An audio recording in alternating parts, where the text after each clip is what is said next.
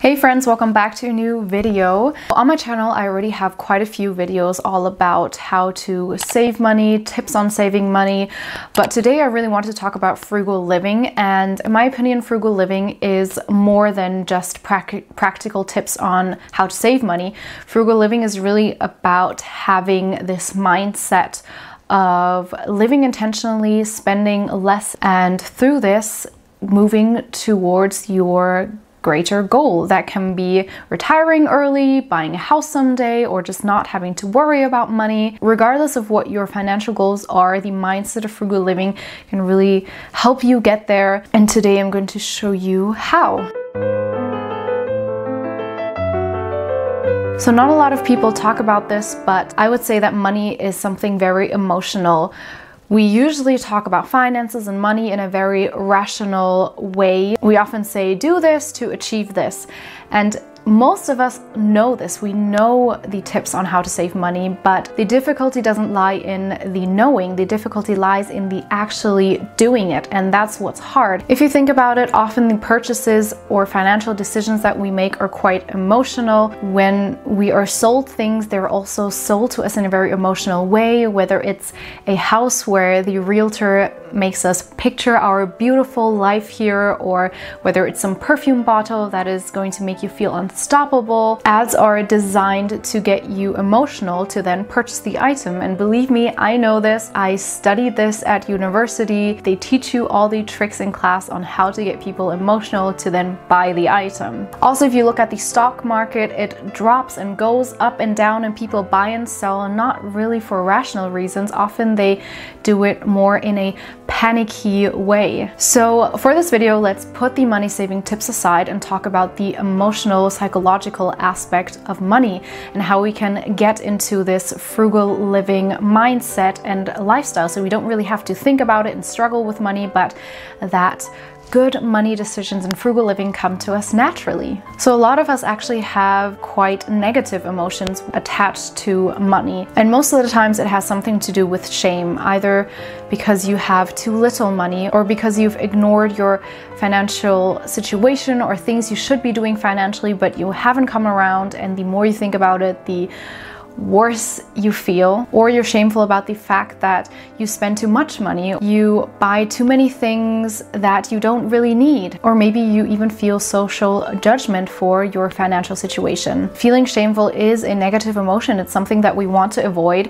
So naturally, we avoid the subject. We avoid money, we avoid finances because it gives us anxiety. And when we ignore it, when we don't talk about it, it relieves our anxiety. So this naturally kind of fuels this loop. So number one is to realize that money is actually something that is very, very emotional. And a lot of people don't talk about this aspect. And when you've realized this, maybe you can go deeper and look into your past. What has your previous relationship with money been like? Maybe have you had a rough past with money growing up? Maybe you didn't have enough of it. Maybe you've had too much of it and you feel like you've been handed everything. The first step here really is self-awareness, to realize what you're thinking, what patterns you have. Then secondly, when you've become self-aware of your emotions that you have towards money, the second thing is to get comfortable with money. So oftentimes when we deal with new things, we're not familiar with them, it's kind of scary, and when something is scary, kind of gives us anxiety when we try to avoid it. So number one would be to get familiar with money, with your finances. And a good way to do this is to track your expenses, track what's coming in, what's going out, and maybe even start reading one or two books about finances or looking up a few videos on finances. Just get familiar with the topic, and this way it will be less and less scary the more you come to know it. Then our next goal is to have this kind of mindset shift. So the first thing that I would say that's really important is to have a very strong why. Why do you want to be saving all this money? Is it to buy a house someday? Is it to give your children a certain childhood that you maybe didn't have?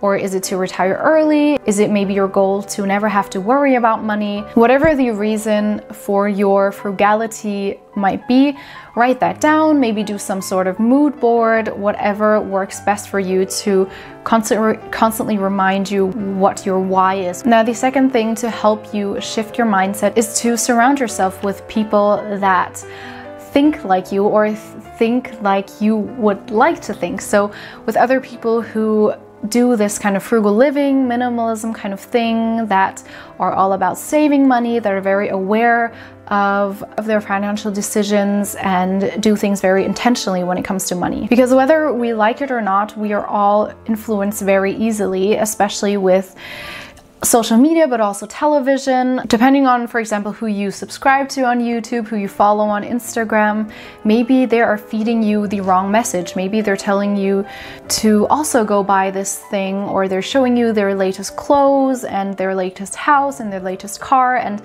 all this materialism is maybe fueling your own materialism. You'd also love to have new clothes. You'd also love to redecorate your house. And on the other side, if you maybe follow people with a mindset that is more intentional and more frugal, this will also influence how you think. Then the next thing I think is important to understand is the concept of hedonic adaptation. Often we buy things because we get this rush. We're really excited for the item and we can't wait to get it. It feels kind of like Christmas when the package arrives. We buy things because we think that it's going to make us happier. It's kind of what the advertising tells us. It's going to solve our problems. Our life is going to be better. If you maybe look at the shirt that you're wearing, maybe you bought that in kind of like an emotional spur. You were super excited when you bought it, but now when you look at it, it's a cool shirt, but it's just a shirt. You're not as excited anymore as you were when you bought it.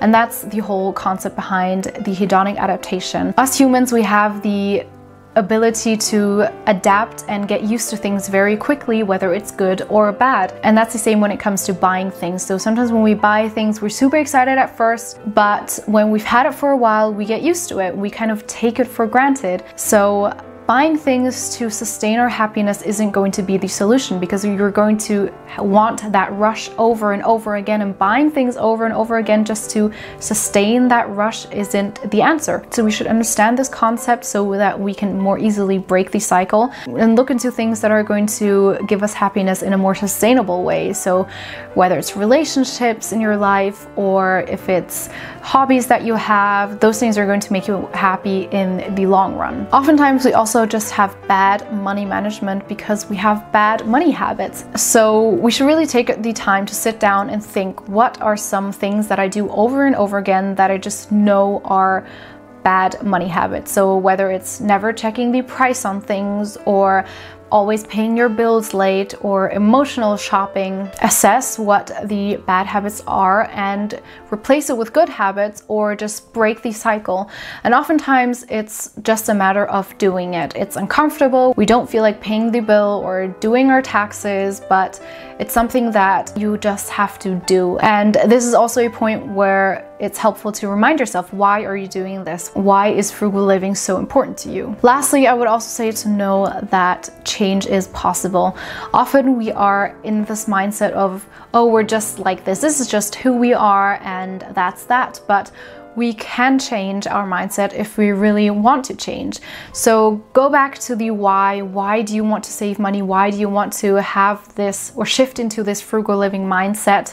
Remind yourself of that. So I hope this video has lots of good tips for you guys. Maybe this is really helpful for you when it comes to understanding the way you behave around money, that it is something very emotional. If you want more practical money tips, I have lots of other videos about that. I will link it here. Let me know your thoughts in the comments down below. I love chatting with you guys, and I'll see you guys in my next video. Bye.